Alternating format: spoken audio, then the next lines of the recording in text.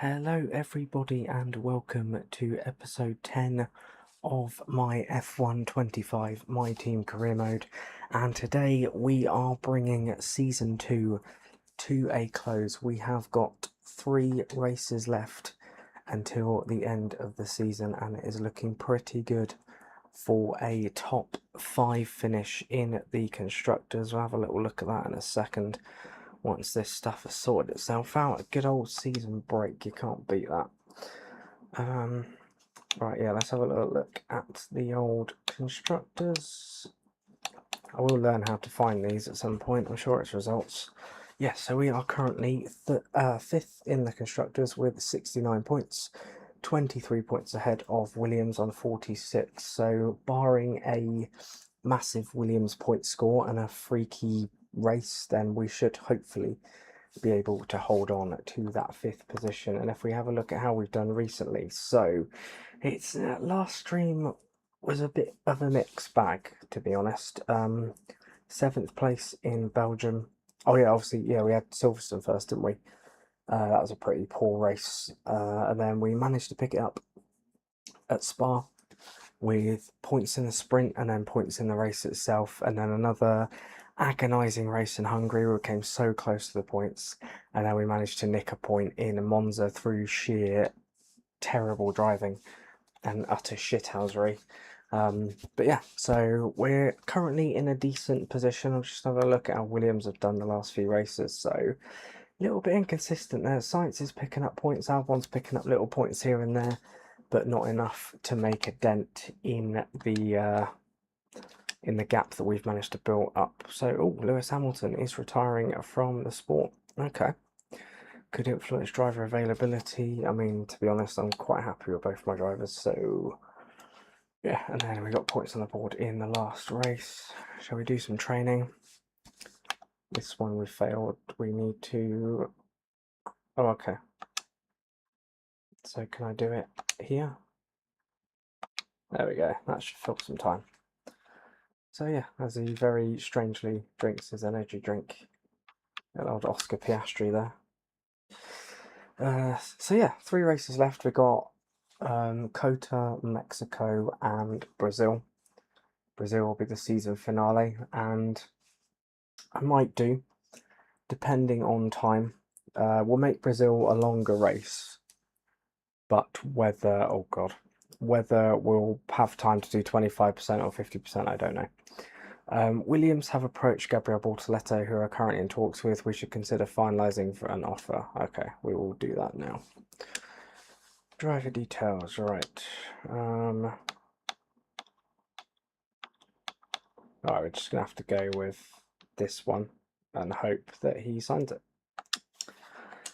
Because if not, then we're going to have to go in the market for someone else. Obviously, Hamilton retiring is going to open seats up, so whether Williams are losing a driver somewhere else, so I guess they are if they're going after Bortoleto, so maybe one of their drivers is going to Ferrari potentially.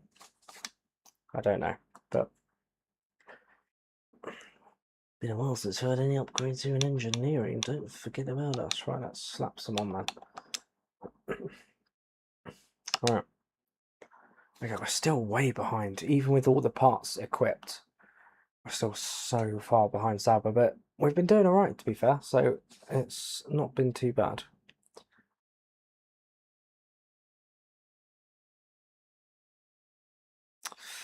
Right, so let's get out of this stuff and let's go to a...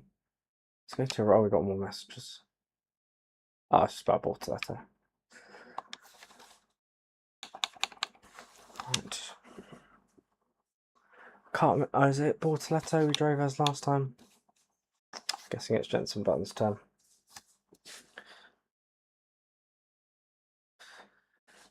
Now, I tend to... I mean, I'm not terrible around here. I'm not particularly great either. I do struggle with sort of like... There's a lot of tight corners. As I'm thinking like turn 1, and there's quite a lot of the second sector that's quite twisty and not always easy. But obviously it's a sprint weekend as well. So hi Jensen, as we begin our campaign for this year's championship. I mean, it's a bit late, isn't it? You should have forwarded that on. I sent that email months ago, Mark. Okay, you should have sent that on by now. Right, anything to take off? Slap a new one of these on. Everything else. Right, do you know what? I'm not even going to bother with practice. It's only one practice session anyway. I know we only do one session, but we're not gonna magically close in on Sauber this season, so we'll get straight into the race. Oh, did I just skip sprint qualifying? I've got a feeling I did. I have a habit of doing that. Did I do that? I did. Oh, what an idiot. That's the second time I've done this. You twat. Right, I guess we're starting last then. To be fair, we probably would have started last anyway, so it's not that much of a... So when I said let's get straight into the race, that is literally what I meant. So yeah, I'm an idiot. So we'll go for a little balance setup, because obviously it's quite twisty, but there are a lot of straights as well. Oh, there's that massive straight that we got to contend with. So yeah, Bortoletto's on the back row. To be honest, we probably would have qualified here anyway, so I'm not too upset. But it's lights out and away we go. Run down to turn one. Coated T1 is always pretty perilous with the, I was going to say, with the uphill. But we're up to 12th though. We've gained 10 places, so maybe it's a good thing. Right behind Pierre Gasly. This is where I struggle through the S's here, because we just lack the turn in. If we get it nicely hooked up and don't run into the back of Gasly. And if we've got some decent pace on the straights, we might be able to... Actually, I'm going to have a little look. I fancy a double overtake here. Hulkenberg, a little squeeze. Now, if this was the real race, we'd be laughing, because we'd be in the points, but it's not. Hulkenberg is gaining slightly. This will be a pretty mega recovery if we can get some points. I feel like... Could we get Sonoda into here? We'll have a go. Oh, that was naughty. Right, 22nd to 9th already. This is a good start. This is a very, very good start. Can we get some points from last place? And maybe I wouldn't have qualified 22nd. Maybe I would have qualified quite high up. I guess we'll never know, but at least we've got an actual quali session, as long as I don't skip that.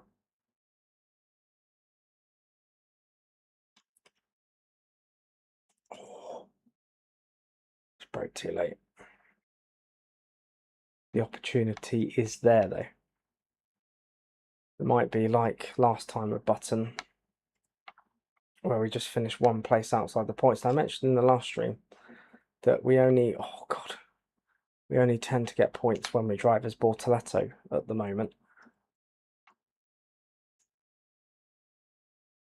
Yeah, I think we've lost a lot of time to Russell, and now we're going to be pretty vulnerable. If I can actually brake for the frigging corners. Unless we can do what we did last time, have an absolute worldie of a second sector. It might be curtains for us. But if Russell and Sainz, I mean, if I could take a corner well and just stay on the track, that'd be amazing.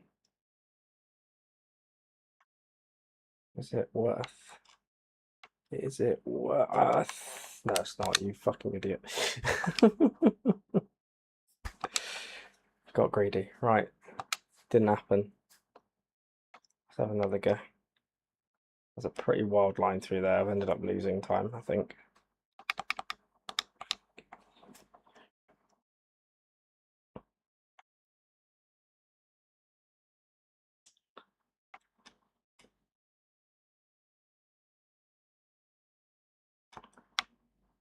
Right, one lap to go.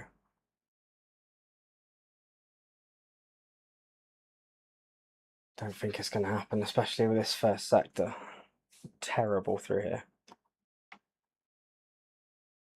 God, I can't even get it turned in. Yuki Tsunoda's there. I'll turn the diff up a little bit. Hopefully that helps.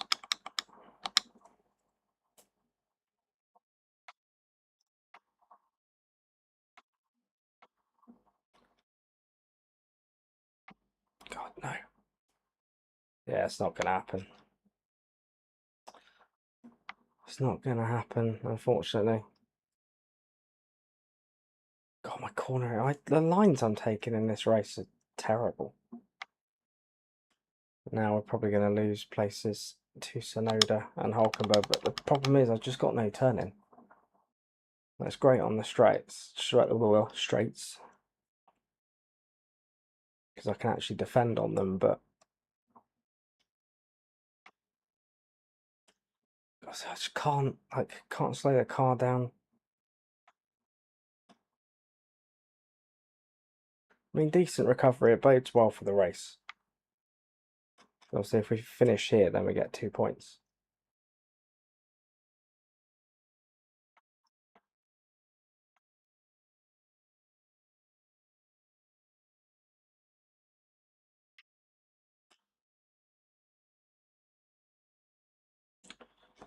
If Charles Leclerc wins, I think we're just gonna hold on to 9th.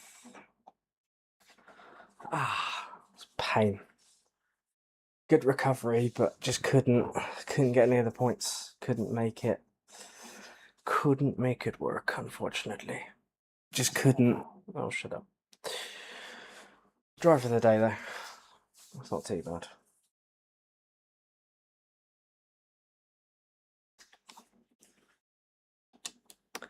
That wraps up the sprint race, but we've still got the main race and the Grand Prix ahead. Yeah, Bortoletto got no pace at all.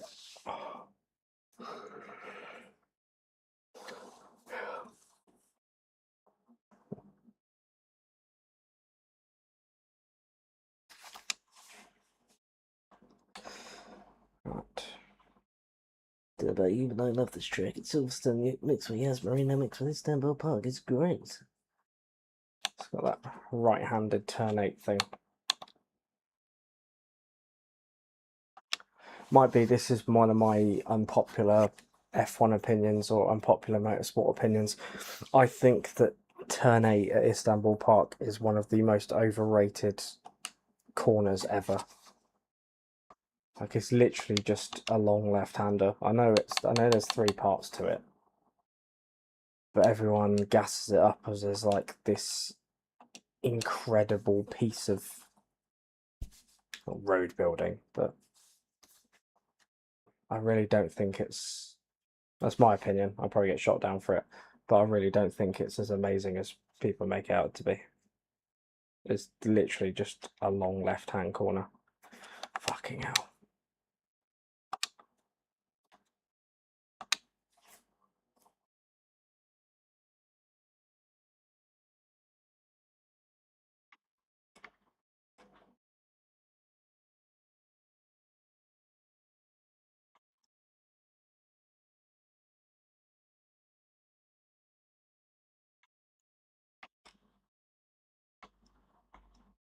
God. Oh man. Why can't I turn it? The Pedro Diniz ferry. CP21. See, there's no point in qualifying unless we can get some of it back on the straights. Although, to be fair, we've gained a bit of time through there.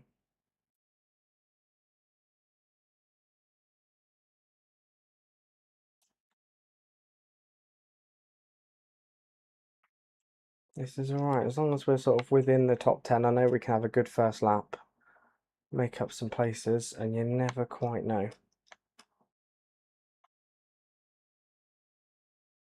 Let's see, obviously we've got some sweeping corners, which might be our downfall.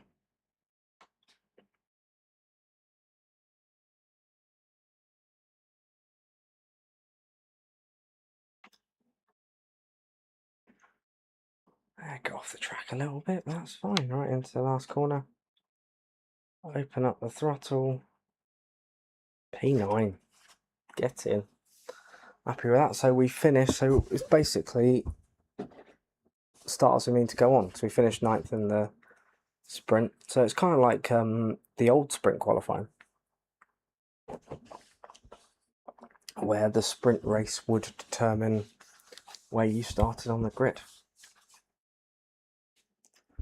It was kind of pointless back then because only the top 3 drivers got points. I think first place got 3, second place got 2, and third place got 1. So it's pretty, yeah.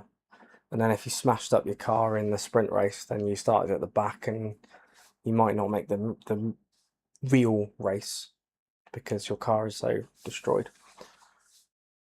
I remember, I think it was Perez in Silverstone 2021. Had a massive crash in the sprint and then had to start at the back.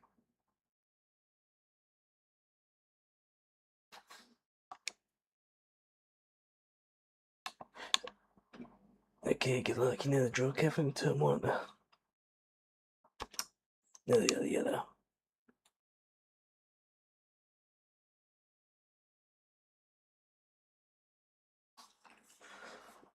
Right, there we go then. First proper race of the stream.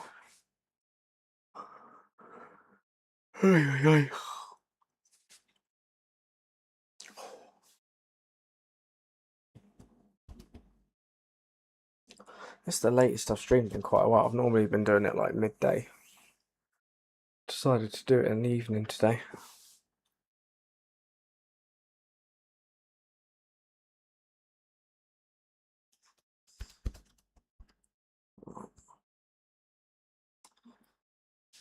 Come on then, let's load this mother up.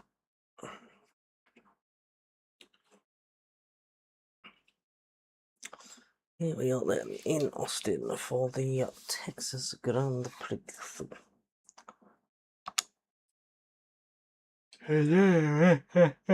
That's a sentence. I didn't even read that properly. Something about Oregon Lake thing. I don't know. It's hot in that cockpit. But you're even hotter, Jensen. I really want you, Jensen.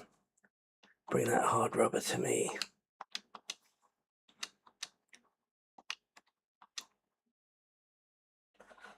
Right, here we go. That took a weird turn. Right. See if we can stay in the top 10, stay out of trouble. Those were very, very quick lights. And Sonoda's right behind us like he was in the race. Right, I'll let him go, cut across. That's probably one of the worst starts we've made all season. Do my traditional corner cut, turn 1, up to P6. I will take this. God, I hate this section with a passion.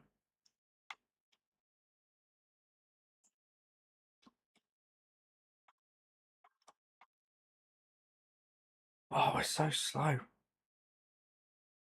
Why are we so slow? I did put the balance setup on, didn't I? I'll find out now.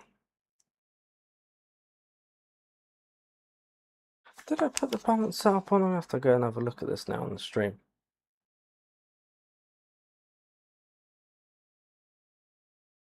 No. No. Yeah, I did. I was convinced I hadn't, but maybe it's... I don't know what I've done. We're so slow compared to where we were in the sprint. Although we're getting a bit back on Russell. Have to just cut across. I had to do it. Otherwise I wasn't going to make the corner. So, sorry, George. Needs must. Am I going to get greedy and have a little go? I don't know why I always do that. I always think that's the best line, even though no one ever takes it. And then I just lose a bunch of time.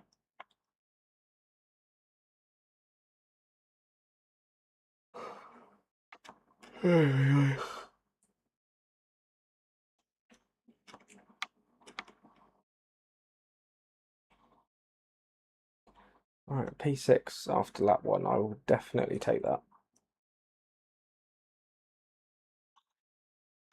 We've got a decent gap to Sainz, even if Russell does overtake us. They're so slow into turn one, and then you have to kind of risk crashing into the back of them.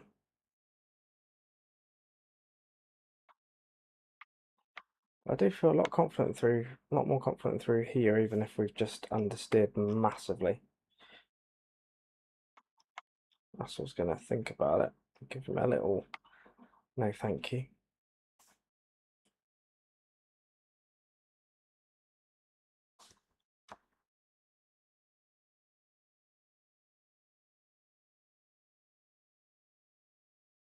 It might just be that I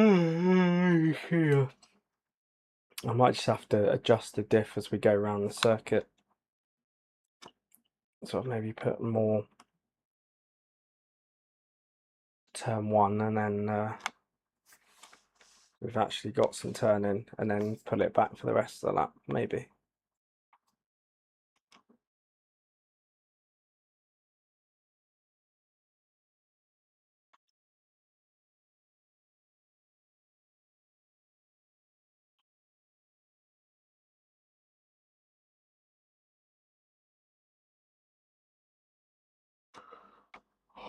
Yeah, just can't get. Oh my god. Jesus, I just can't get close enough to Norris to make a move. Oh, for fuck's sake.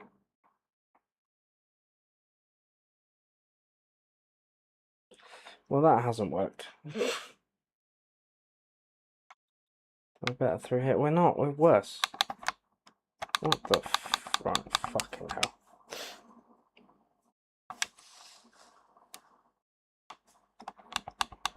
Right, fuck this.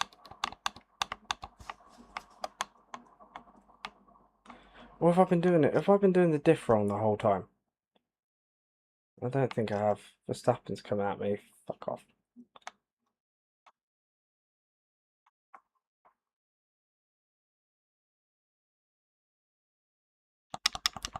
I thought it was 100 to make it more open. Maybe it was 0% the whole time.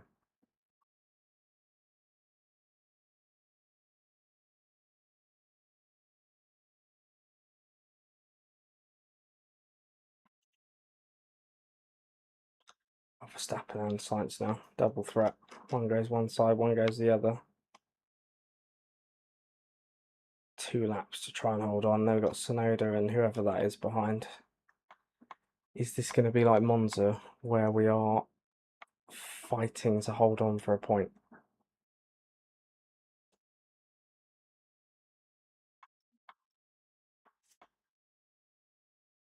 Oh my god, for fuck's sake.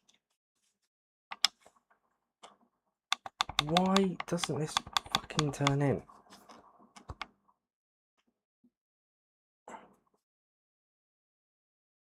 We did it every other lap.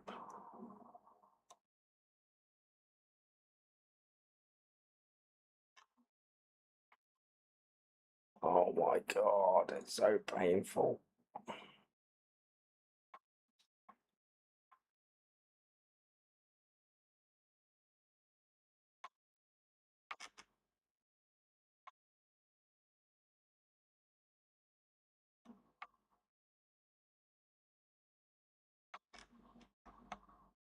It's just, I don't know what.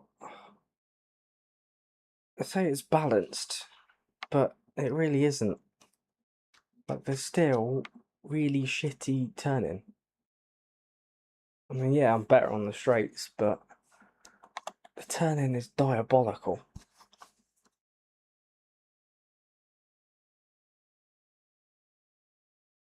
Here comes Sonoda. I want my points, man. I don't know how, like, in a 3-lap sprint, I guess we're against slower cars and whatever, but like, we can carve our way through the field, and then in the actual race we make no progress whatsoever, and the car feels totally different, despite the fact that it's the same conditions. It's only 2 laps longer. Again, fucking shit through here. What is going on? Right, let's try that again, because this, I don't know why this is become so. I don't know, is it the front wing damage maybe? It wasn't even that. Oh, maybe it was. I'm missing an end plate, I guess. Might make sense. Snowder on the outside. Come on, out drag him.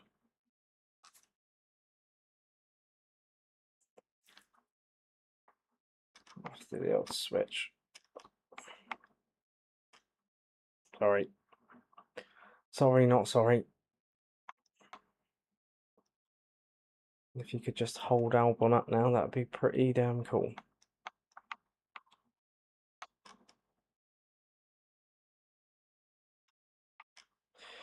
Yeah, to be honest, I completely forgot about that front wing. Get all of the end plate coming off. That probably does make sense now why I'm struggling in those corners.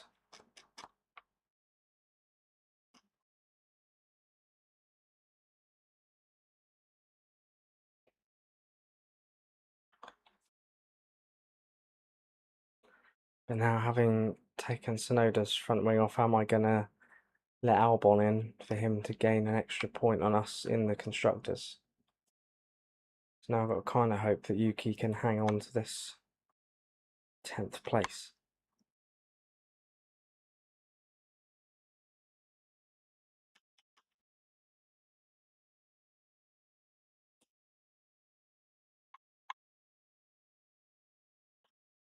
If go. Right, there we go. Shithouse our way to 2 more points. Providing we don't bottle this last corner. Yeah, started 9th, finished 9th, gained a few places at first, but then lost them all again. But 2 more points on the board, even if we have lost points to Williams.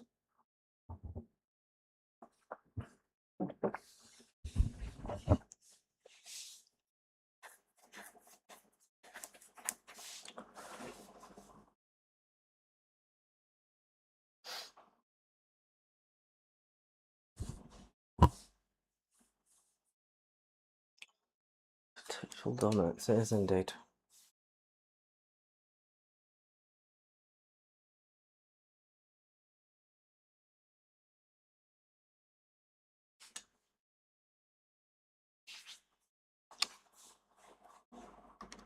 Right. There we go, P9, our favourite position from this weekend.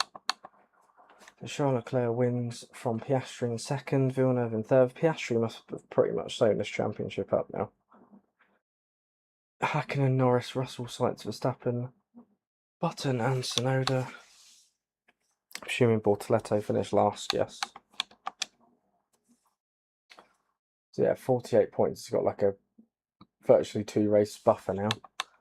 Charles Leclerc behind in 3rd. Lando Norris down to 4th now. He's had a really wretched run of form. George Russell in 5th. Not a million miles behind.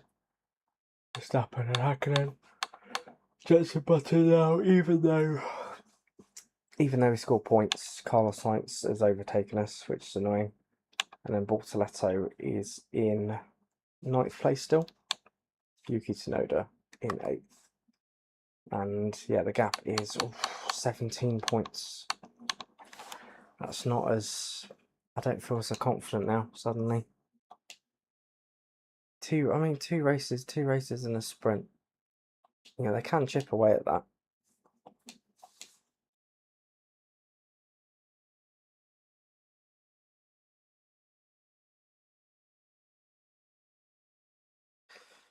Now, Mexico next. What setup do I put on? Because it's twists and then it's straights. Now, the balance setup was abysmal in Mexico. I don't care. It was abysmal. So I feel like Mexico, with its mix of tight twists and all that stuff, could be even worse. So I feel like maybe I just go for a downforce setup and just take the pain in the straight line.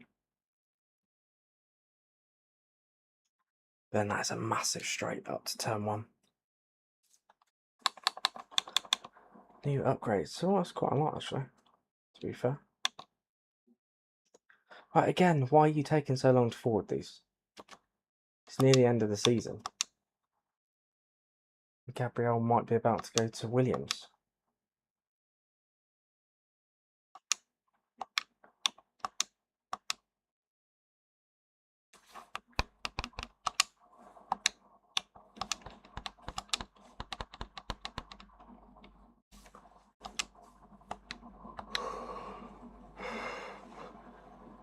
Oh my god.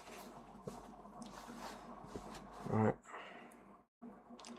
Try not to skip qualifying this time.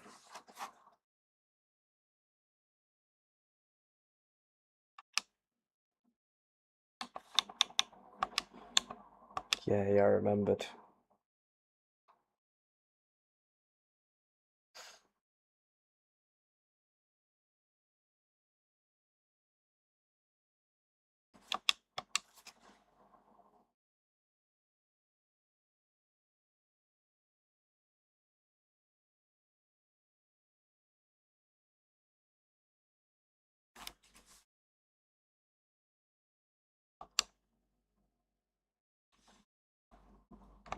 Right, we'll go, yeah, first try. Because I know there's like massive straights, particularly this one. But I just feel like the corners are so, I was going to say turny, that's not a word. But like, I don't know, my brain's not working.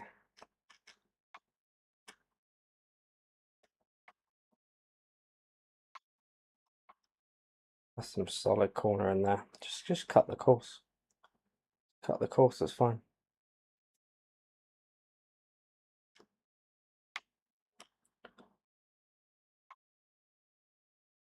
It's supposed to be a pretty narrow field spread. P1 for a second then. It's all gone away now. See, even the time loss on the straights hasn't really hurt us that much. It might do through here.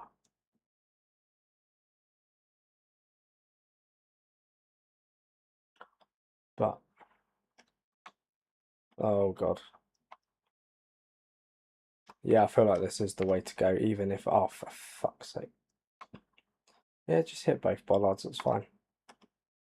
You don't have to drive normally. Right, so even with that set, we've still got P9. So, yeah, I think that setup is the way to go. Because I think if we'd gone for that other one, we'd be like way down.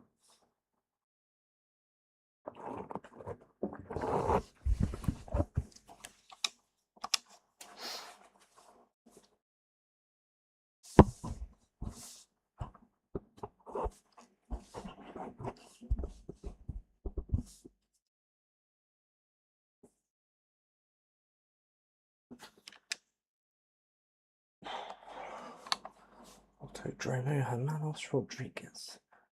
Mexico has this reputation for being a fast track, but I never remember it like that. It's because it's not. Whoever said that is a fucking idiot. Nothing I like.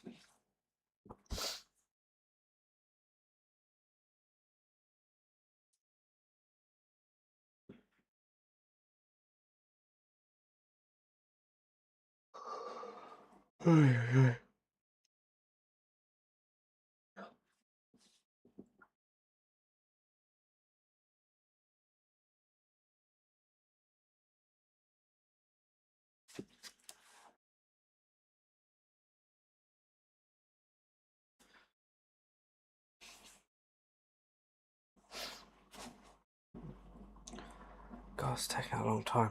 Jesus. Hello, so, oh, thank you.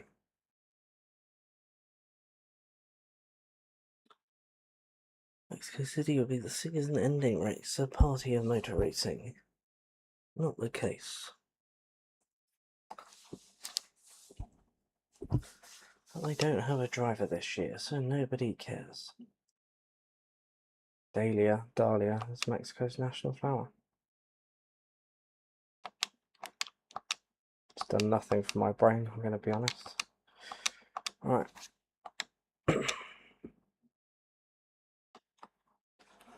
Go then. Right, let's see if we can convert this. Let's make it 2 points finishes in a row. It's lights out and away we go. Kind of move over on Albon, make sure that he doesn't get any points.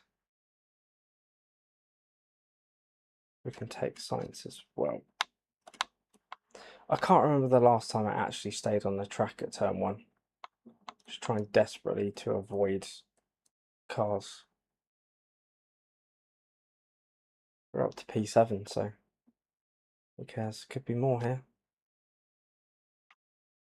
Oh, that was a bad move. Can we do a Bearman up the inside of Verstappen and up the inside of Norris? Have some of that get squeezed. P5. Could it be more around the outside of Hakkinen? Can we get a podium? Probably lose it all on the straights again. But yeah, I'm glad I went with this setup now. It's paying dividends.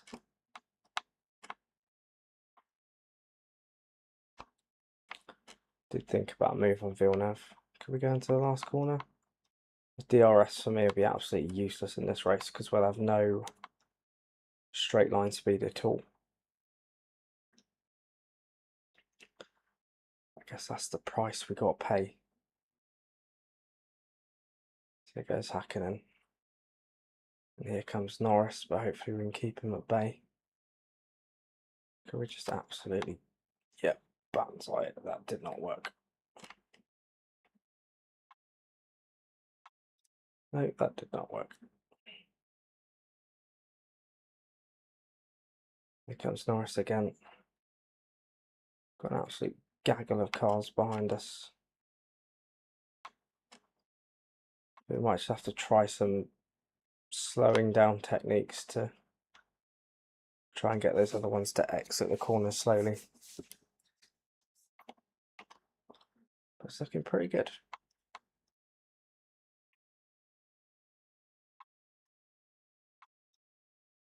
God. Despite my terrible driving. I just realised I've had it on this view the whole time. I think I'm just going to keep...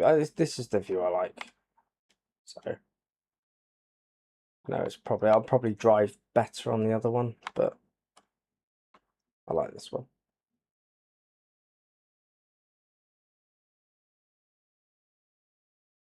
There's no point fighting that as the Slate is staying his slipstream. We've got the DRS on Norris though.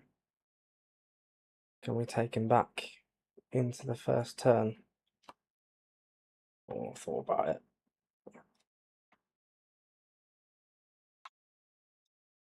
Have DRS again though.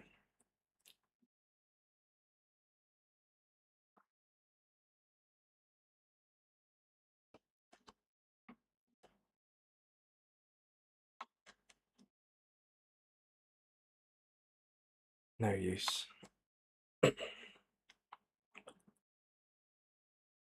Yeah, reasonably. I take a P6 now, like a reasonably big score, and Williams not scoring or even just outscoring them with one race to go should swing it nicely.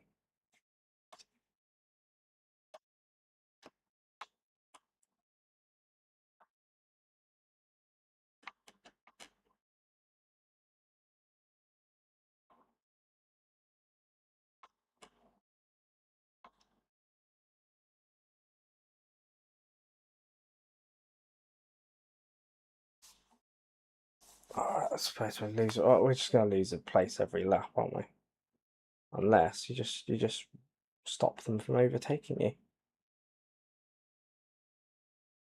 Just place your car so they run into the back of you, and happy days. So slidey though.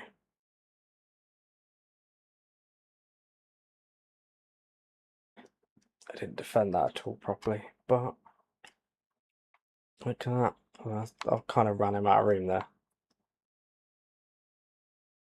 But we got to do a science in P8. That's not good. We do not want science to get past. We finish ahead of science here, and I think they need a big score in Brazil.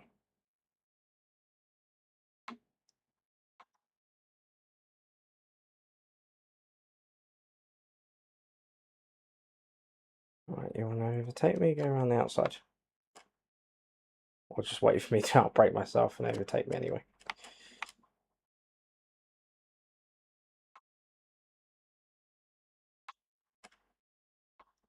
That might be a nice little buffer actually. Heading into the last lap.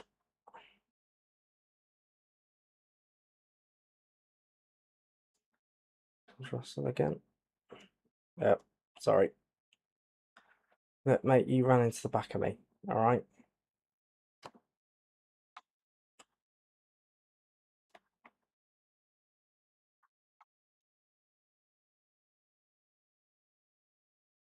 Right, now Verstappen can take Sainz. And Russell can just hold everybody up. And happy days, P6.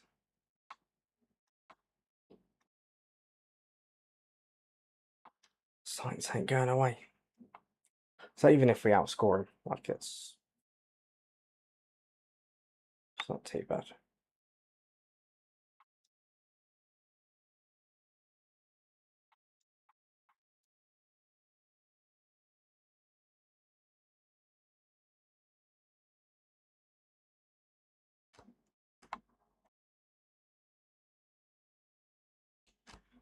Alright, looks like it is going to be P6 then. A very fair, legitimate earned P6. Didn't take any end plates off.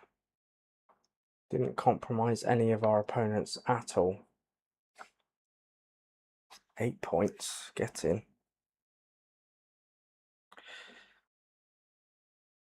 Should be happy with that. It's good. Driver of the day as well.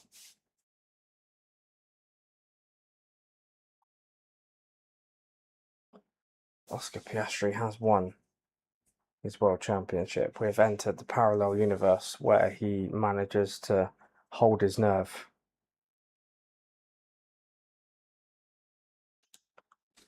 It's King Charles. King Charles has won the race. What a bastard.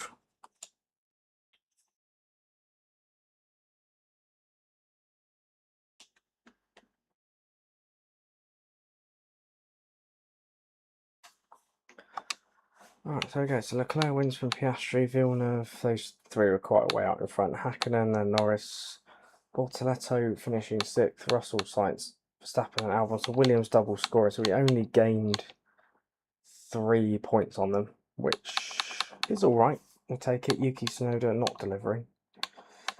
So as we go to the standings, it means that we are in 8th place still.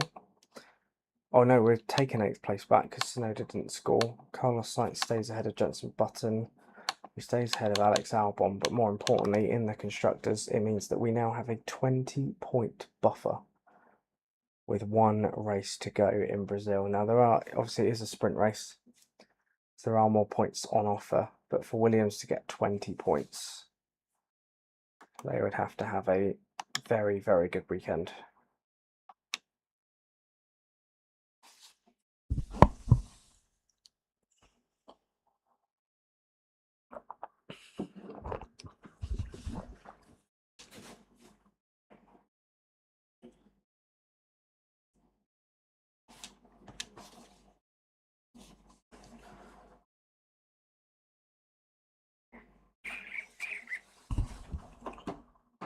Let's take my laptop charger out.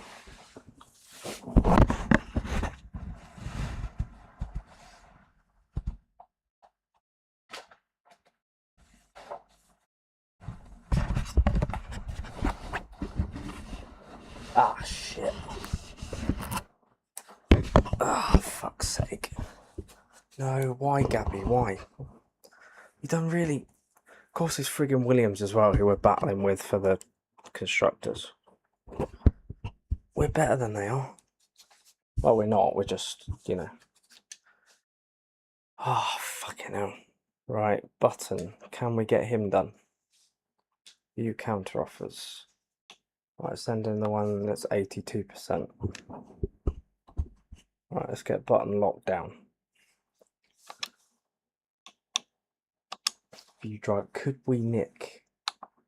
Could get Michael Schumacher. Oh, we cost way too much. Could we get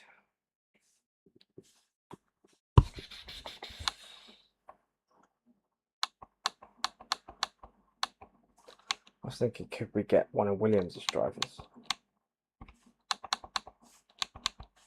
But again, I think would cost way too much. Could we get Carlos Sainz? 30 million though. I mean, let's be sensible. Hmm.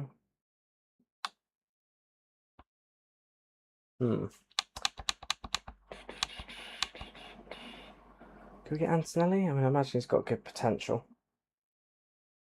Might be worth getting him in.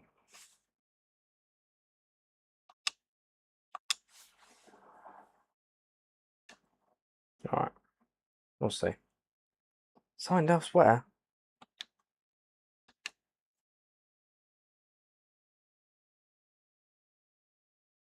I don't know what I'm going to do then. Have we heard back? Personnel.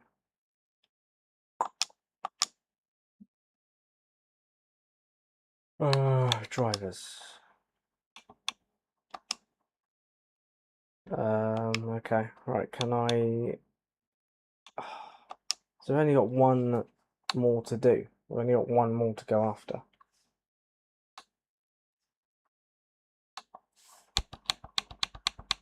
Could I go after Ollie Behrman? He'd be quite cheap. Cheap, young, high potential. He might be worth an option. He's not an upgrade on Bortoletto though. So I've got an experienced driver in Jenson Button.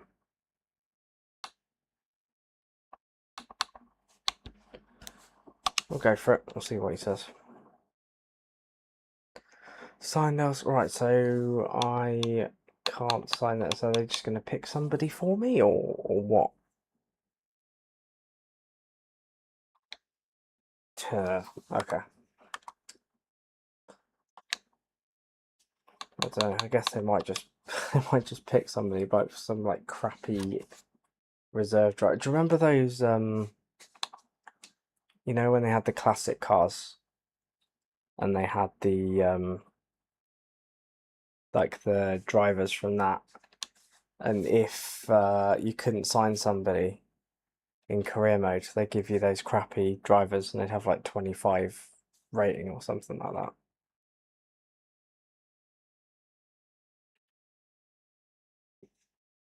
So I don't know what we're gonna do. Right, let's see how long these are. Oh shit. 6 laps 18, 8 laps 25. Long. Yeah, because I was gonna do, what's that? Oh, that's for short. I didn't realise there was a medium length. What's that? 35%.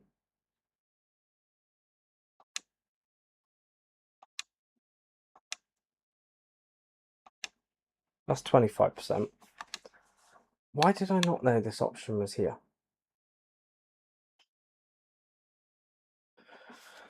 The thing is, I don't know. I mean, to be honest, I'm quite tired as it is. Like, I don't think I've got it in me to do, unless what we do is we do the sprint tonight and then we finish it off next time. We could do that. So what we'll do this. Yeah, we'll do this. We'll see how we feel. Sad to see you go. I thought it was me then. I thought I was getting sacked. Yeah. All right. I'll tell you what. We'll do the sprint. We'll see how we do. We'll see how we're feeling. And then if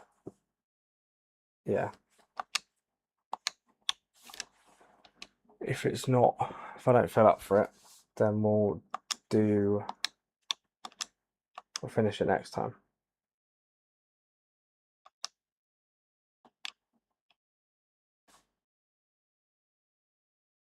I think that made sense.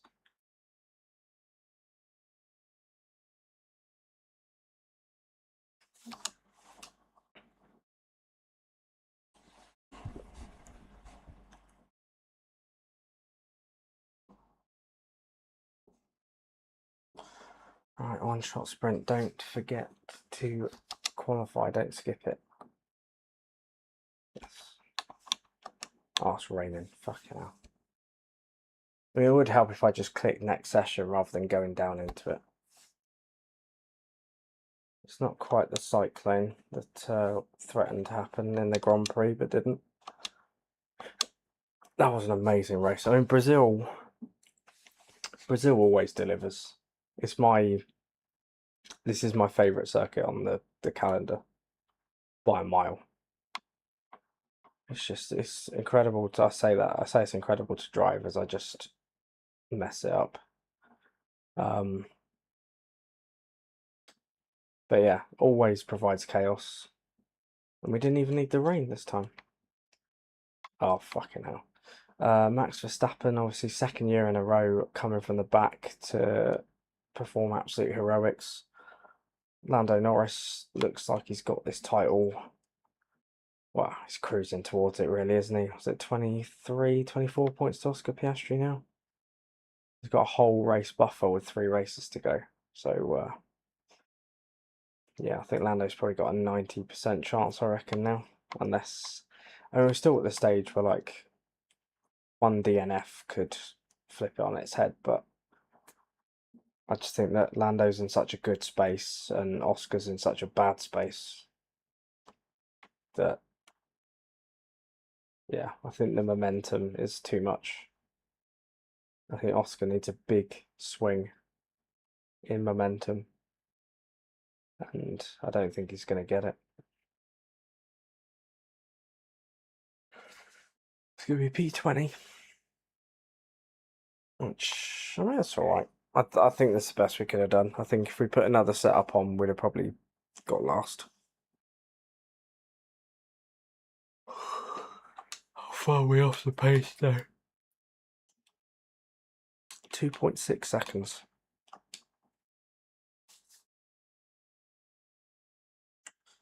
But at least it's dry. At least it's dry for the actual race. Well, that's what I was told. See if Mark's lied to us.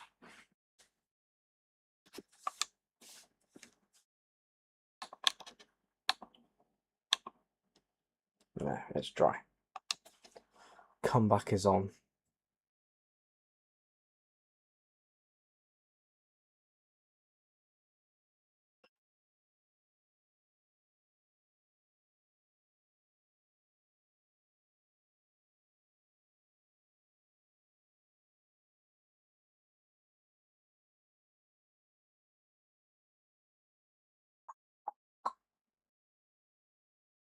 Another disaster for Ferrari, though, eh? Leclerc, it's not really his fault, to be fair. Got caught up in that Piastri Antonelli thing, and then Hamilton just trundling around really after that floor damage. And I think the only reason the team kept him out for so long was so he could serve that penalty. So I guess they would have applied it to the next race if he hadn't have served it.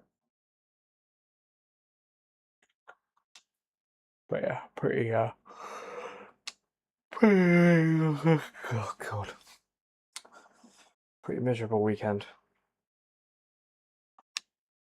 for Ferrari. Not for me.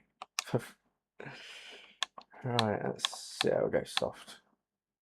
If I cut out to 11, that means I could probably ring it out. Alright. Let's go.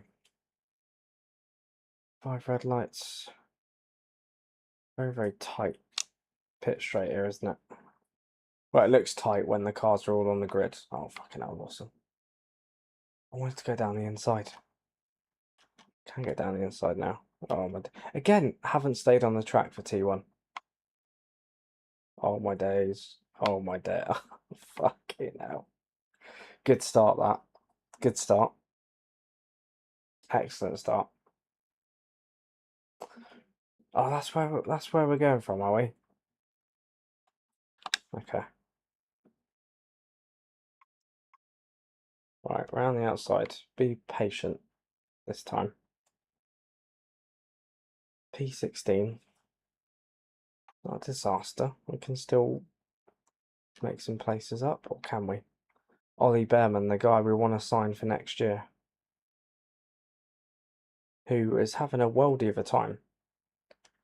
So P6 in Brazil, P4 in Mexico. He's loving life right now. He seems to have finally hooked up an entire weekend now. He seemed to be like, he'd do well in qualifying and then struggle in the race, or he'd struggle in qualifying and then make up for it in the race. Whereas now he's sort of finally starting to put whole weekends together. There's Antonelli, another guy we're trying to sign for next year, but doesn't want to come as we completely drive off the grass.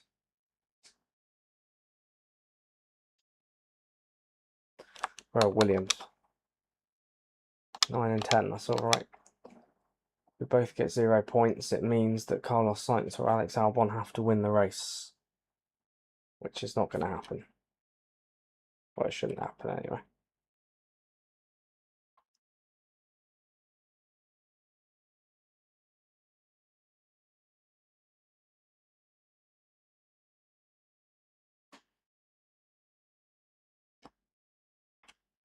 Alright, there you go. Give Hulkenberg no room. Squeeze him out a little bit. Bit naughty.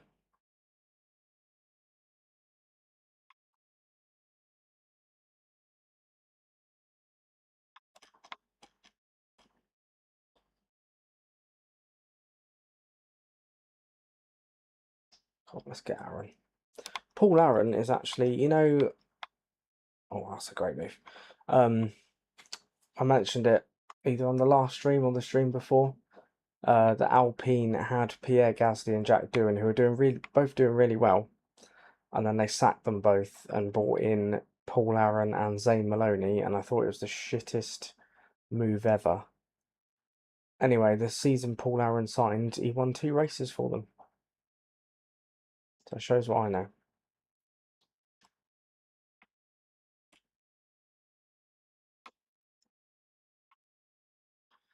Paul Aaron is not going to win this race. Oh, unless he gets past me first. And he goes, okay then.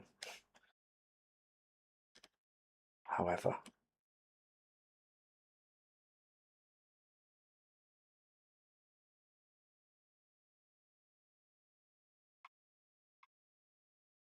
Oh, God.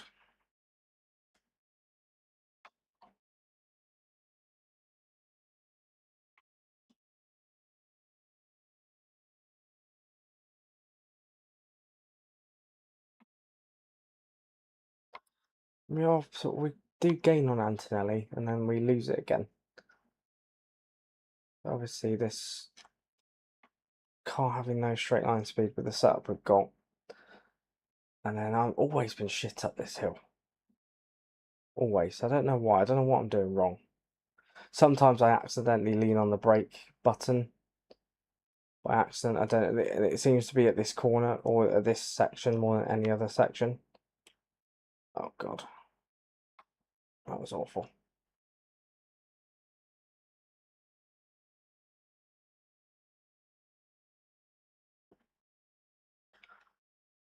Comes old mate Aaron again at the inside.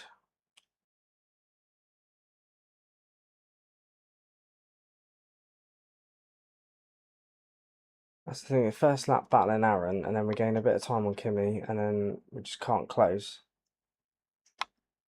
It's like Groundhog Day, this race.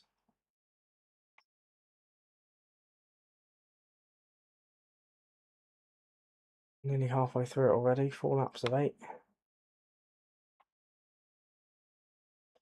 I think that might just be what this race is. Just comfortable P13. And trying to get in to the line in time so that Aaron doesn't overtake us. We're just practicing for the last lap, really. Making sure he doesn't nick it. I mean, not that we're going to gain points either way. Yeah, we got to line in time that time. These two are squabbling. If Doohan can hold Antonelli up a little bit, might bring us into play here. Is this the second to last race? No, this is the last race. This one, Brazil. I haven't done any of the. I haven't picked any of the last races. Good to see you there, George. Hope you're well.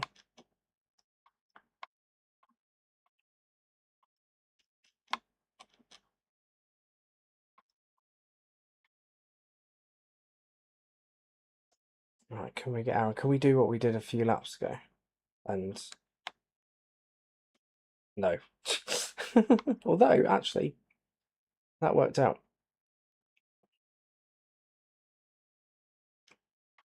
Bit of a banzai move, as Martin Brundle would like to say.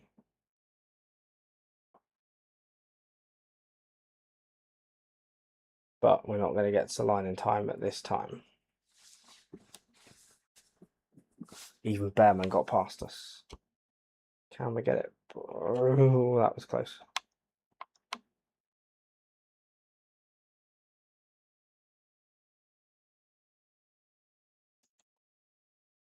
I think Brazil should be the last race of the season again. It's always provided the best ones. You think of 2012, Vettel and Alonso, that moment with Alonso looking through his helmet in complete despair. You got 2007 with Kimi Raikkonen nicking it. You got 2008 with Lewis Hamilton winning it on the last lap. Fernando Alonso, I think, won his first title here as well. Obviously, all the chaos that comes with it. So much better than just 50, whatever it is, of Abu Dhabi, which is a ball fest at the best of times.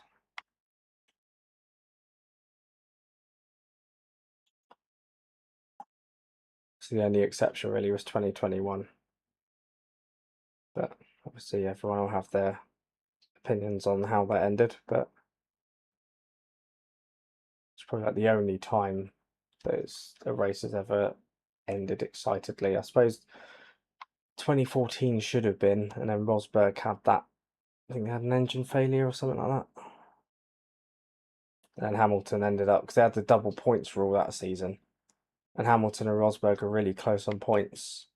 Hamilton won the race, got 50 points. Rosberg finished outside the points, and then it didn't even look close at the end. Oh, fuck. Oh, sideways. Really sideways. What happened there?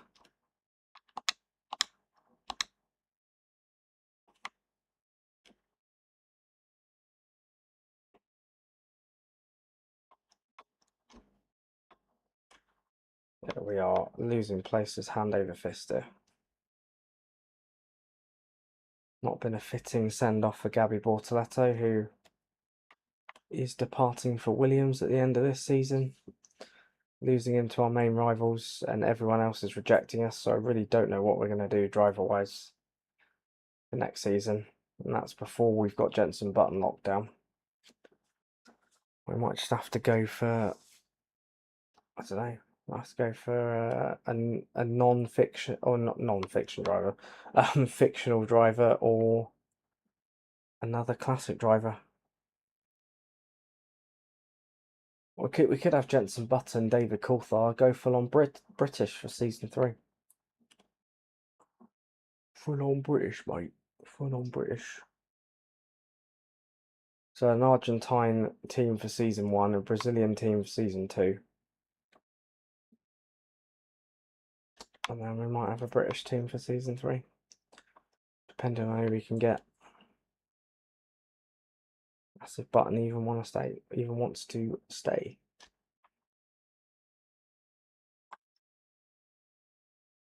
I can't wait, we've got a bit of a run on Bearman here.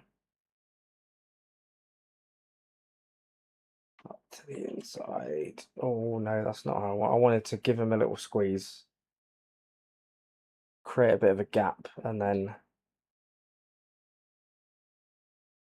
Ah, fuck. Gasly, no. Gasly getting revenge. Oh, he's going to get... Ocon's getting past me as well. What a miserable race that was. Fucking hell. Oh, I'm glad that one's done. That was dismal. How? How? What, because we gained 4 places from where we started, or whatever. That makes no sense.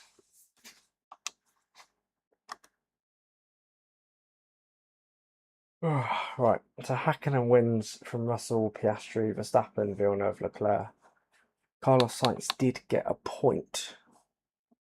Yeah, I know. I don't know how I got drive. I don't know what I did to earn that. 3 cars passed him on the start-finish line. Give this man driver of the day.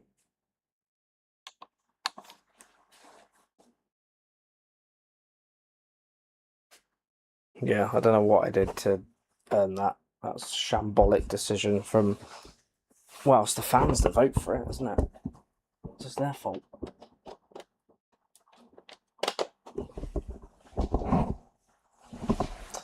Right.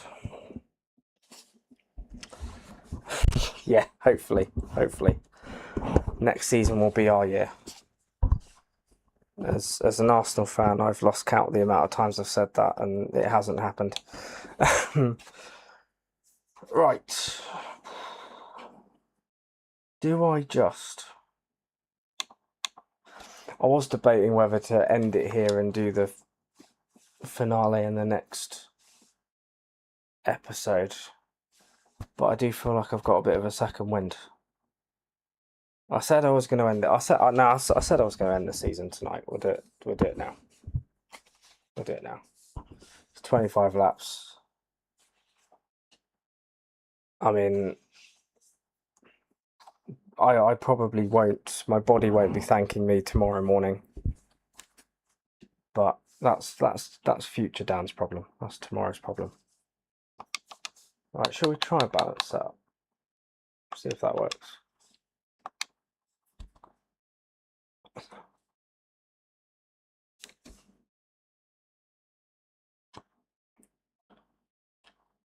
Oh no. Oh dear, I've accidentally gone off. Yeah, no worries, mate. Hope you enjoy it. I was debating whether to leave this until tomorrow and do it then, but I thought, yeah, why not do it tonight? And then we can press on with season 3 and whatever that may bring. Whoever we end up having as our driver. It's actually been a reasonable lap so far. Can we keep it together? Well, I'm hoping we're going to be better on... Oh, fuck's sake. We might be better in a straight line. But that corner might have cost us everything. Alright, come on. We can do this. Yes. P12, that's not a disaster. It's not a disaster, it could be worse. Shot of points. It's better than P20. Right, George Russell takes pole in Mercedes, in the for Mercedes. Leclerc in second, obviously Piastri's sewn his title up now, so he's got nothing to play for. Norris in fourth, Villeneuve, yada yada yada yada. So Carlos Sainz is 9th, Alex Albon, whereas all's down 16th. So we have got so we need to finish ahead of Tsunoda in this race to maintain 8th in the Drivers' Championship. Jenson Button, screw him. We say screw him, he's the driver that we need to keep. So as it looks in the championship, so we have got a 19-point buffer to Williams, meaning that they need to win. And let's face it, they're not going to win. Well, actually, no, to be fair, no, they've got 2 drivers, haven't they? Because every team has 2 drivers. So they need to score 25 points. I think I'm so used to just having a team that only delivers 1 driver that I've completely forgotten that all the other teams have 2. Right, it's that time again. You nervous? No. Right, let's hope that this goes better than Gabriel Bortoletto's actual home race did. Because I think it's fair to say he had a pretty dismal weekend. Had that massive crash in the sprint and then got taken out on lap 1. But it seems to be a thing with Brazilian driver. Every Brazilian driver seems to be cursed at their home race. I remember Rubens Barrichello when I was a kid. Every single year at Interlagos, his car would blow up. A lot of the time when he was in the lead. I remember Senna went through a lot of heartbreak before he finally won. I think it was in 91. Yeah, he had a lot of bad luck at his home race. And then Felipe Massa, who thought he won the championship in 2008, and then Lewis Hamilton took it on the last lap. So yeah, it's not been kind to its home drivers, but hopefully we can change that today.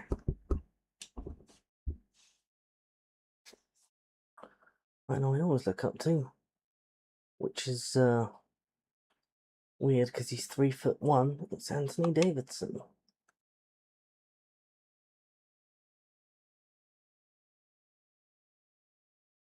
You know how to cut that. I certainly do know how to cut that corner. The 24 series where I won it with Alonso. You remember better than me because I don't even remember that race. I'm sure I did. I'm sure I did cut that corner violently.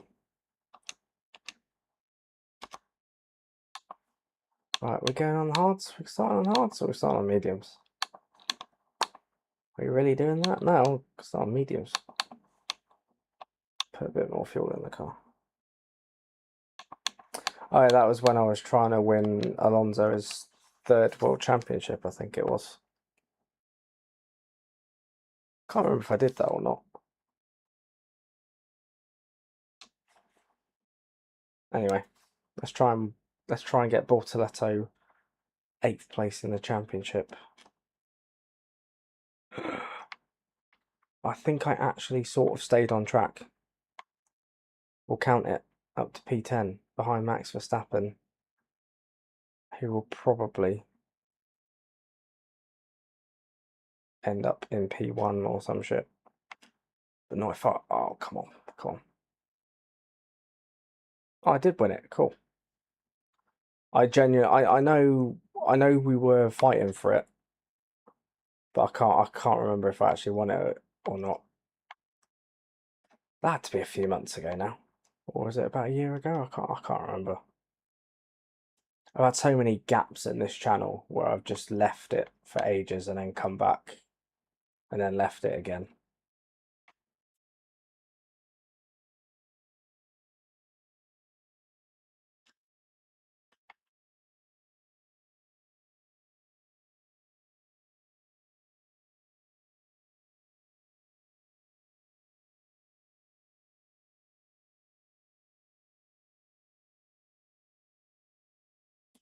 Comes Antonelli, the man we want to sign, but he's rejected us.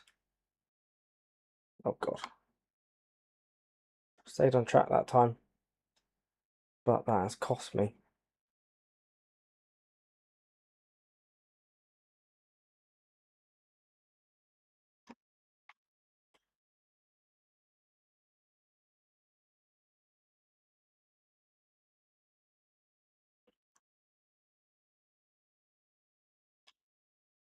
Oh God, so wide.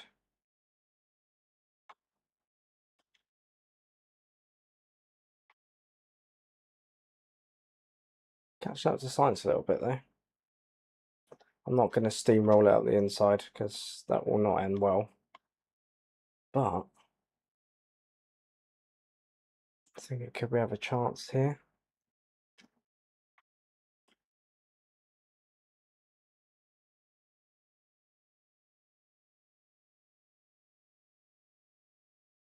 Let's get away.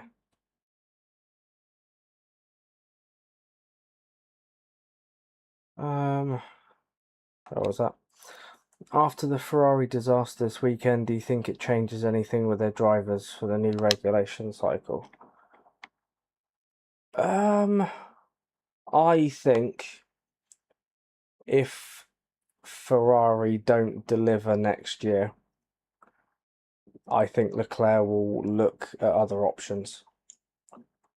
Because as much as he loves Ferrari, and as much as it's his dream to win a title with Ferrari, he can only put up with their incompetence for so long.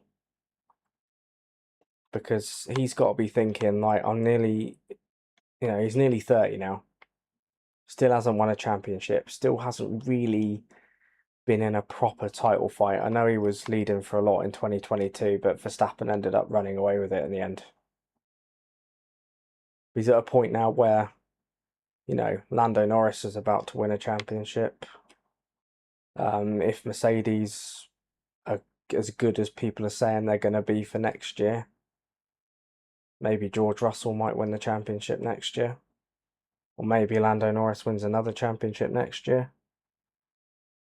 And, Leclerc's going to be thinking, well, all these drivers around me, Verstappen's won 4 titles. And Ferrari haven't won anything since 2007. So I think if Ferrari aren't there next year or competing or heading in the right direction, I think Leclerc will be looking at other options because a lot of drivers' contracts run out at the end of next year. So there'll be a lot of movement, I think.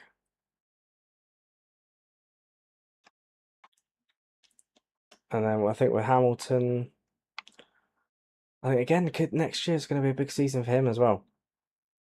Because obviously he's had a very tricky first year. Still hasn't had a podium yet. Doesn't particularly feel confident in the car. New regulation change. I think he's wrong side of 40 now.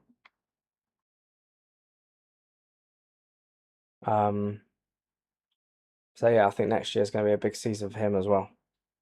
And if he's not there, I wonder at what point does he start thinking, have I got it in me anymore? God, I'm taking some dreadful lines here. So I think Hamilton's a bit frustrated. Oh God, this is why I need to pause. Right. I think Hamilton is a bit frustrated not being the number one, so it's making things a bit tense as well. Yeah, maybe. I think, to be honest, I think in the back of his mind, I think he knew he was walking into Leclerc's team.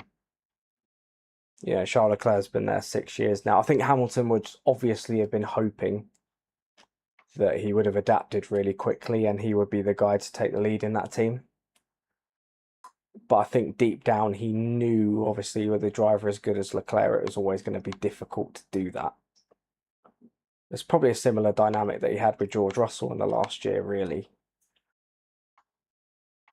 But yeah, I think he's probably frustrated because he expected Ferrari, particularly the way they were last year, to be a lot more competitive, and yeah, he probably expected to be fighting for wins a lot more often. And yeah, maybe playing, obviously the guy who's won 7 titles, he doesn't want to be playing second fiddle to his teammate. So yeah, he naturally is going to be frustrated about that. So yeah, but then you never know. It might be next season that Hamilton adapts to the new regulations quicker than Leclerc does, and you might see a flip. It might be Hamilton that's the better driver of the two next year. Or it might be that Leclerc adapts better, or you don't know. That's the thing with new regulation cycles. They, it can either suit a driver's driving style or go against it.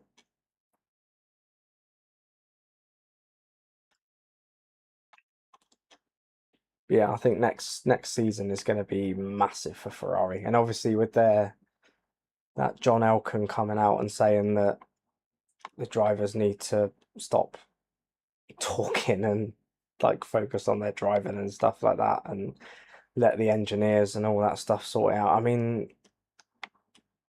the engineers and the team personnel, they're the reason why Ferrari have been so incompetent for years. And you've got 2 drivers there that can win you races and can win you championships. You've got a guy that's won 7 world titles, is statistically the most successful Formula One driver in history. You should probably start listening to him at some point. But yeah, what do I know? I think Ferrari I think they're too stubborn for their own good. and it'll keep hurting them. It hurt them when they had Vettel, when they had Alonso. It's why neither of them were able to. It's why neither of them were able to win a title, because Ferrari thought they knew better than them when they didn't.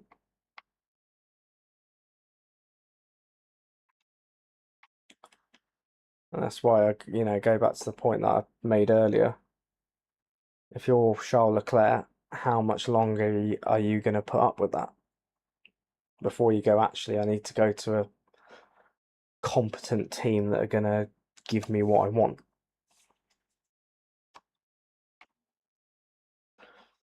Because, I mean, the rumours have started already. I mean, Ferrari have been linked with George Russell, they've been linked with Oscar Piastri, like, all this stuff started already. A lot of drivers are going to be out of contract at the end of 2026, going into 27, so yeah, it's usually when there's a big shake-up. You got to wonder whether, the likes of Verstappen play into that. I mean, if Red Bull aren't anywhere in 2026, if they go backwards, is he going to start looking at other teams?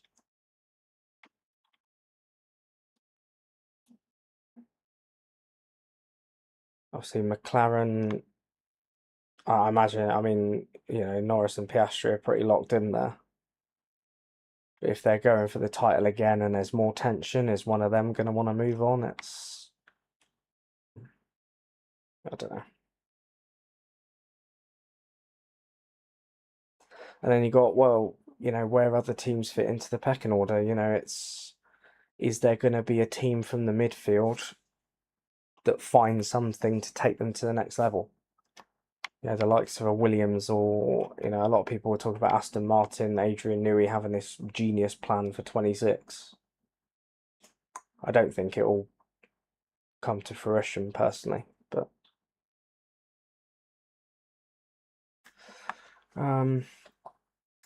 would be tough to find new teams for the Red Bulls and Ferrari guys, with the top two teams pretty happy with their drivers. I reckon Mercedes has a real chance in the next few years. Yeah, definitely. I think a lot of people are saying that these new regulations are going to suit Mercedes down to the ground. And with ready-made driver in George Russell and a very talented young driver in Kimi Antonelli who has high potential, then yeah, Mercedes could be in a very, very good place for the next few years. And if Russell and Antonelli are both performing well, there's no need to change, is there? I know all these Verstappen rumours were flying around, but I think when you've got, Mercedes have invested so much, not just in Antonelli's career, but in George Russell's career, why would they jack it all in? I mean, obviously, Max Verstappen, I think he's the greatest racing driver on the planet at the moment. But, if you do tempt him over, he's going to cost a lot of money.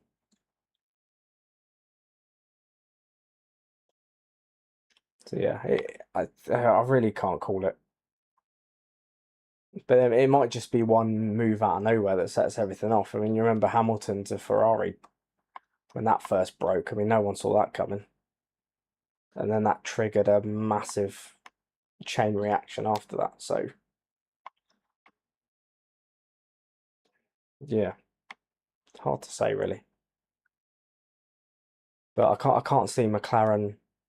I mean, like I said, Norris and Piastri are pretty locked in there. Russell and Antonelli, no reason to change that lineup. Ferrari and Red Bull, yeah, depending on where they are in 26. But then if they are unhappy, where do they go? I mean, Aston Martin have been linked with Leclerc if they found something. I think even McLaren were linked with Leclerc.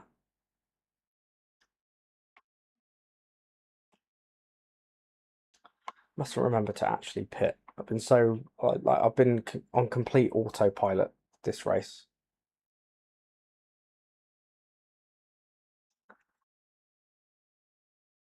But yeah, I do wonder if the likes of Williams and Aston and all that lot, whether they'll find something extra. So I think Williams is a team with James Vowles at the helm. I think they're a team with very high potential.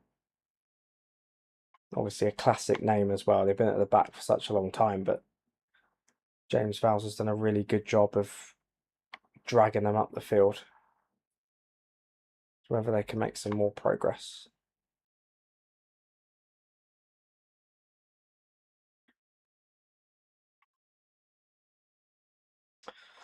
But yeah, well, we'll have to see how that plays out. It might be that everything might break before the start of the season. I remember like in 2020 when Daniel Ricciardo went to McLaren, Carlos Sainz went to Ferrari, and all of that stuff broke like a year in advance. That's when they got rid of Sebastian Vettel. Oh God, horribly. Oh Jesus Christ! Antonelli right on the back. You got me into F1 and I found a Williams. I hope they can find something and maybe a top driver can make the jump. Yeah, definitely. I didn't realise that my videos are the reason you started watching F1. That's pretty cool. I've converted somebody.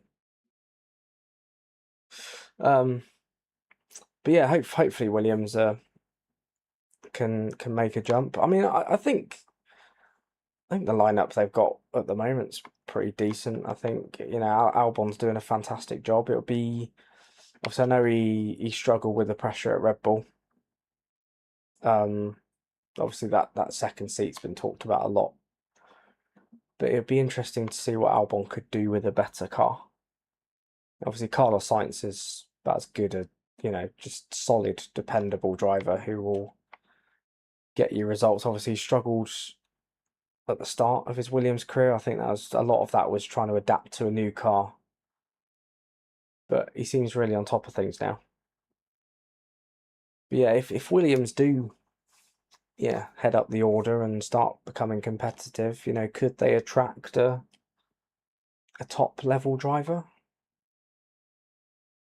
Potentially. Maybe even someone like a Leclerc maybe takes a risk and goes to Williams, see if it works out, or something like that.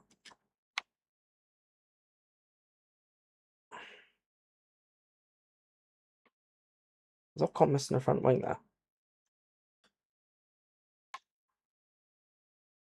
13 laps on salt. They are fucked. However, how am I going to do? I suppose, can I eke these out? I suppose I can't really, can I? Because if I pit for softs, these tyres are going to go to shit. I wonder whether I might have to go medium hard.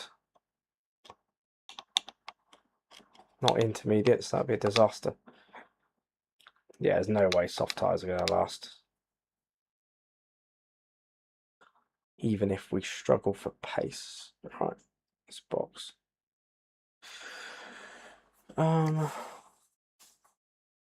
originally found your videos of the Premier League quizzes, but I realised your top class knowledge of F1 and started learning more to understand it. Oh, fair enough. Fair play, mate. I didn't realise that.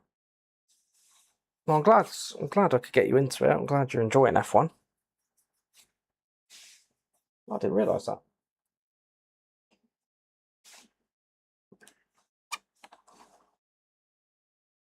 Yeah, okay. I'm glad you enjoyed the quizzes anyway. Yeah, didn't realise. That's pretty cool.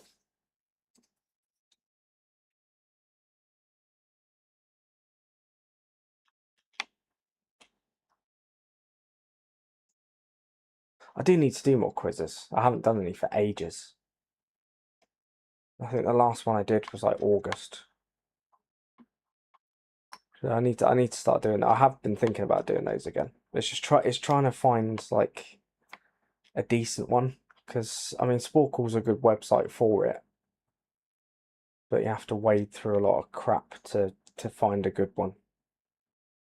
I feel like I've done all the good ones now.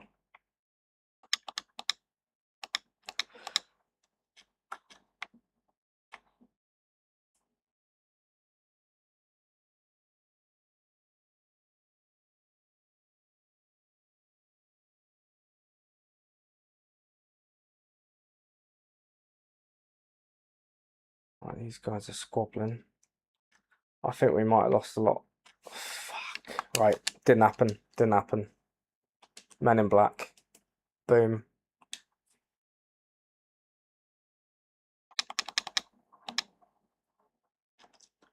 Right, nice and steady. Nice and steady. That was the worst. That's the worst way I've ever taken that corner. And that includes the times where I've cut it. Yeah, I think we've lost a lot of track position by staying out. So we might have cost ourselves a chance at points, which is really annoying. If Doohan's stopped yet. Okay, right, we've fucked this. We've lost 5 I mean, to be fair, we were pretty slow before the pit stop, so it's not really a surprise.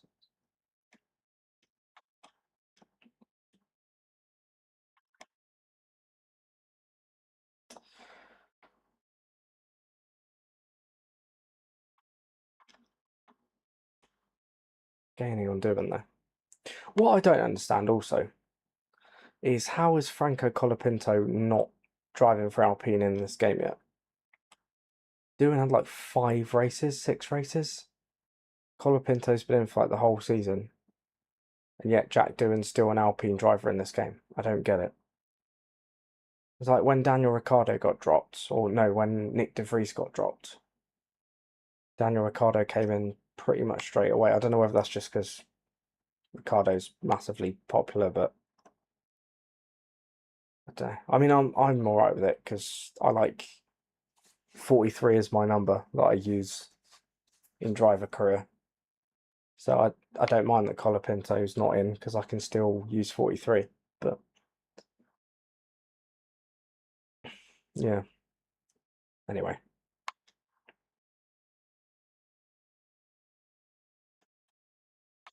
This race has gone pretty quickly. I suppose we've found a lot of things to talk about. Obviously, Brazil's quite a short track, so laps go by without really thinking about it. But yeah, I'm glad we're on to the hard tyres because I think if we went on the softs, we'd be absolutely screwed.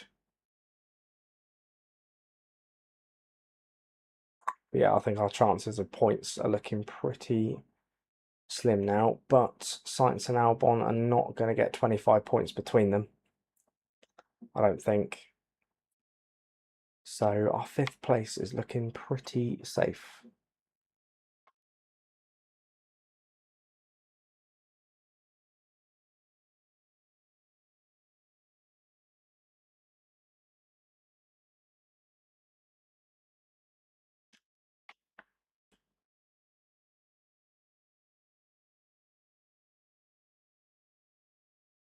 In fact, where is Sainz?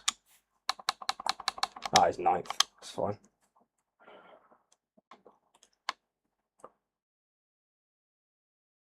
Oh,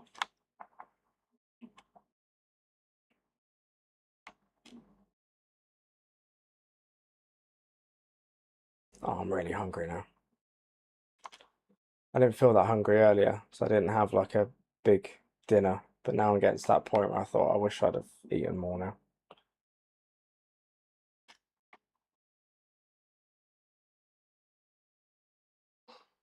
Alright, 8 laps to go after this one. What's turning out to be not as miserable a race in real life for Gabriel Bortoleto, but an unfortunate home race nonetheless. And the homeland curse is not going to go away anytime soon. I do find that mental though. That I think Barrichello retired like 10 years in a row or something like that in Interlagos. It's mental.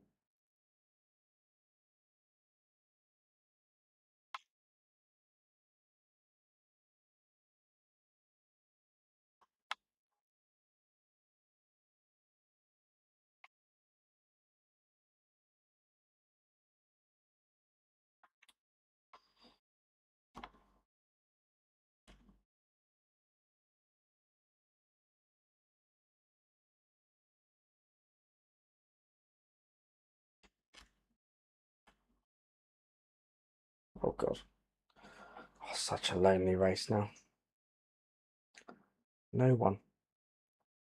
Albon's 3 seconds up the road. Doohan's back there. What can I do?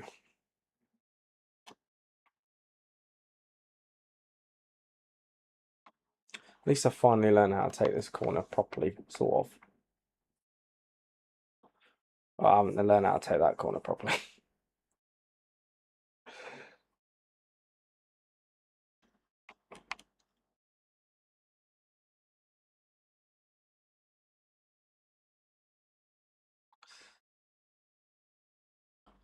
Yeah, I was mentioning, so I run wide there. I was mentioning Ollie Behrman earlier in the race. Obviously, P4 in Mexico, P6 in Brazil. We're talking about Ferrari and all of that stuff. I'm wondering how long it might take if he keeps these performances up. How long it might take before he starts getting mentioned in Ferrari related circles, because obviously he's a young driver there, isn't he? And if Leclerc does go at the end of next year, could Ollie Behrman slot right in? Because he did sub for Sainz last in 2024, wasn't it? I think it was. And did pretty well. I think he ended up P7 in that race. Yeah, like I say, he seems to have like sorted his whole weekends out now. He seems a much more rounded driver than he did at the start of the year. If he could, finish the season strongly, have a good season next year, I wonder how long it'll be before people start linking him with a Ferrari drive. But you also wonder with Leclerc and Hamilton in there, how long is he going to have to wait? Oh God.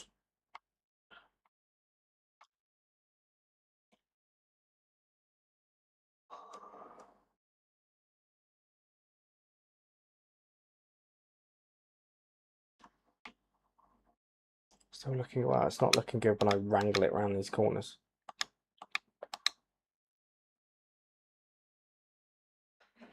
This race has gone by really quickly. 5 laps to go.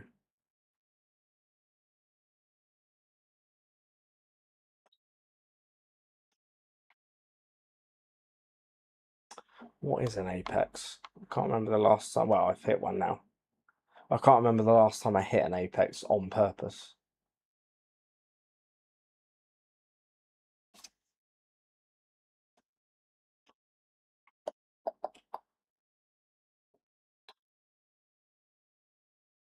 Yeah, could do.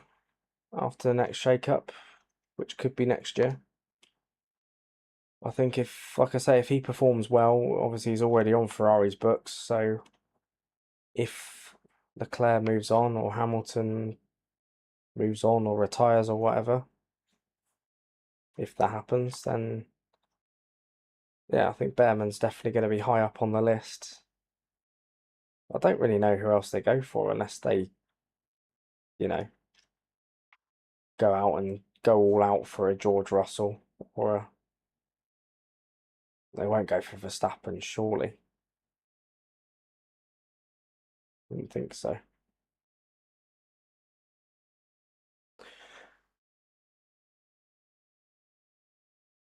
Would Verstappen want to go there? Especially if Hamilton's his teammate.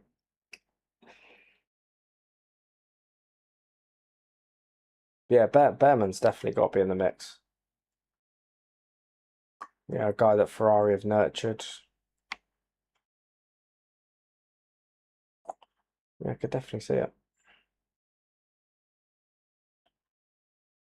It's one of those, do they go for a solid option like a Carlos Sainz type? But, are they going for a number 1 driver or are they going for a number 2 driver? So if Leclerc goes, will they want Hamilton to be their number 1? Do they have the confidence that Hamilton could be their number 1, given his form?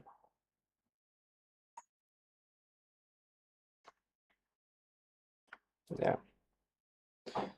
Obviously, hasn't even started yet, so God, I'm driving terribly right now.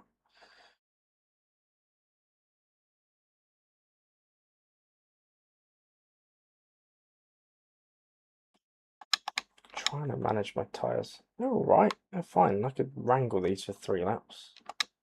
I drive terribly off the circuit.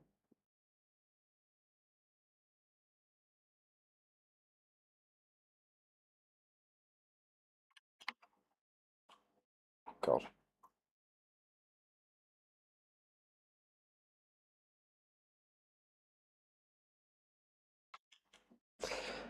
Yeah, it's been a pretty dull second half to this race. Not a lot going on since that pit stop. Managed to get... I can't remember who we overtook. It was that dull. There was some guy overtook... I think it was Jack Doohan that I overtook for 14th. It was so long ago. I can't even remember. Right, so these are Bortoletto's last 2 laps for us before the Judas joins Williams.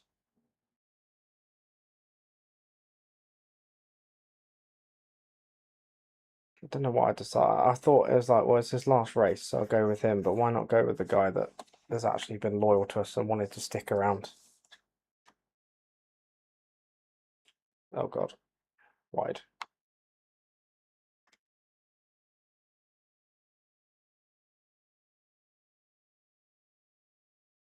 So do top teams prefer to invest in drivers from the academy or snatch them approaching their prime? It kind of depends on the situation, really, and what they need at that time.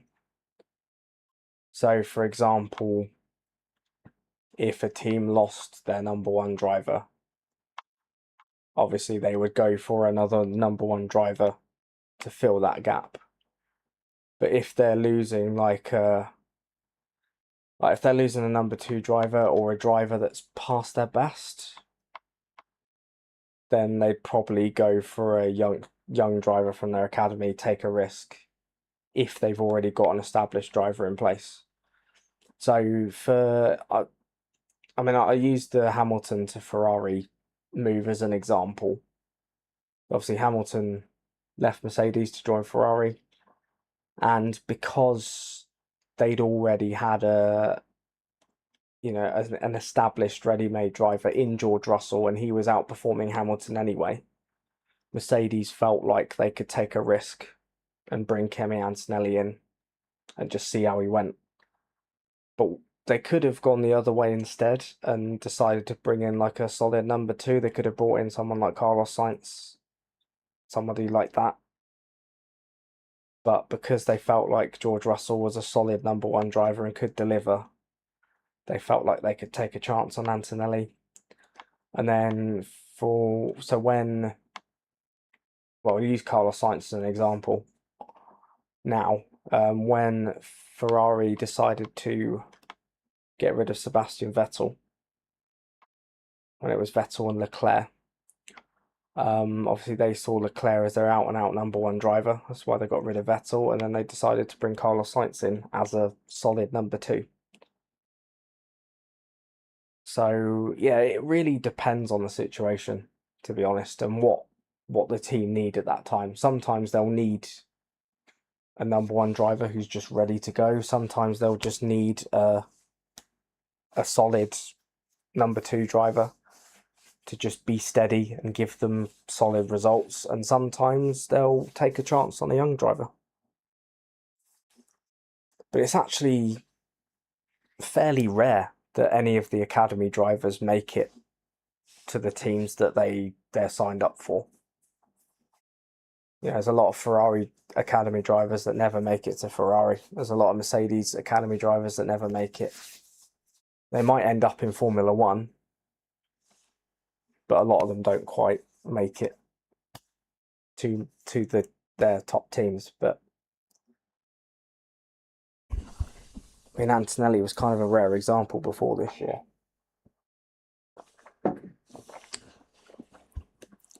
But a lot of them will put them in lower teams, see how they get on. Obviously, like Ferrari have you know, loaned or given Ollie Behrman to Haas for a couple of years to try and develop him, and then maybe use them himself on maybe they'll sign him at a later point. Remember Mercedes did that with George Russell. They put him in a Williams for 3 years, and then when Bottas left, they put him in the top team.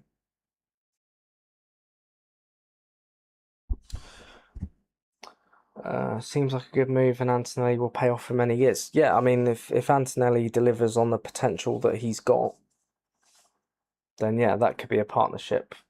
That could be a very, very successful partnership.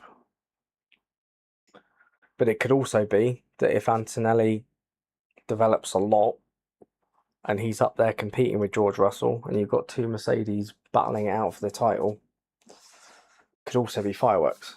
So, but yeah, I'll have to see how that goes. But yeah, I don't think Antonelli's quite at that level yet. But yeah, he's definitely on the right path. Anyway, we've just done a full race. I wasn't really concentrating for most of that. Russell, no, he didn't. Leclerc won. George Russell in second. Oscar Piastri third. Hakkinen, Villeneuve, Tsunoda. So Tsunoda's pipped us. We got 8 points. That's annoying. He actually finished ahead of Verstappen for once. Norris in 8th. His title challenge really derailed, didn't it? Carlos Sainz in 9th. Antonelli in 10th place. Talk of the devil. Albon missed out on points. So let's see what that does. So Oscar Piastri wins the championship by 40 points. Charles Leclerc finishes second. Jacques Villeneuve in third. George Russell in fourth. Lando Norris ended up fifth. He was top of the championship at one point. He's had a massive drop off. It's kind of like the opposite in real life, where Piastri's the one that's dropped off and Norris is the one that's, yeah.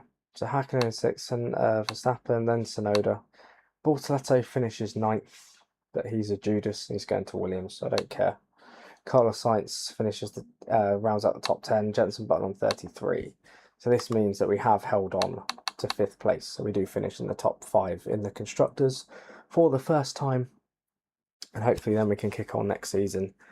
17 points ahead of Williams and a world away from Red Bull. No points for Racing Bulls or Alpine. Racing Bulls are massively undervalued in this game, or underpowered, should I say. Yeah, there we go. That's how this season ends. Hopefully we can kick on, well, say challenge the top 4. I don't think that's going to be quite doable. It just makes them, maybe we get aim for the 100-point mark. Oh no. Right, so we got no drivers. We've got no, do you know what? I'm going to sort that out next time. I'll sort that out next time. I'm going to end it there because it's late and I need to get ready to go to bed because I got to be up early tomorrow. But yeah, thank you very much for watching. I really hope that you enjoyed it. That is season 2 done and dusted. We'll be back next time for season 3. Thank you to everyone in the chat for joining me and interacting. I really like talking with you guys during these streams. And yeah, thank you for being here. Please leave a like on there if you enjoyed it.